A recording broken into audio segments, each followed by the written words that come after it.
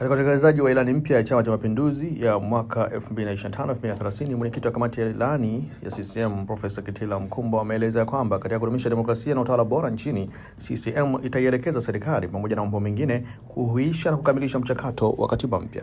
Kitila amesema hayo wakati akizungumza na kutoa taarifa ya kile kilichomo kwenye ilani hiyo wakati wa mkutano mkuu leo Mei 30, 2025. Mimi ni Bakari Chijumba. Katika kipindi cha utekelezaji wa ilani hii, chama kitaelekeza serikali kuendelea kuimarisha demokrasia na utawala bora kwa kutekeleza hatua zifuatazo. Kwanza ni kuimarisha misingi ya demokrasia kwa kuboresha mazingira wezeshi wananchi kushiriki katika shughuli za mbalimbali za kijamii, kiuchumi na kisiasa. Pili, kuweka mfumo wa kisheria katika kutekeleza falsafa ya uongozi wa 4R.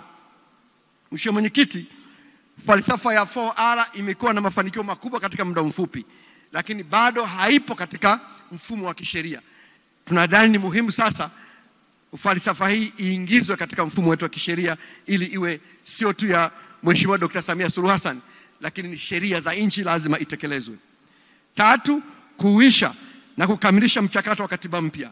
4, kuimarisha mapambano dhidi ya rushwa na ufisadi kwa kuzuia na kudhibiti vitendo vya rushwa na kuchukua hatua kali za kisheria na kinidhamu dhidi ya viongozi na watumishi wa umma watakaojihusisha na vitendo hivyo. 5, kuendelea kuimarisha serikali za mitaa kama nyenzo ya demokrasia na maendeleo kwa wananchi kwa kuandaa na kutekeleza sera ya taifa ya ugatuzi. 6, kuendelea kuimarisha uhuru wa asasi za kiraia na vyombo vya habari kama taasisi muhimu katika kuimarisha uwajibikaji na sauti ya wananchi. Na 7, kutekeleza mapendekezo ya Tume ya Rais ya Haki Jinai kama sehemu ya kuimarisha mnyororo wa haki jinai hapa nchini.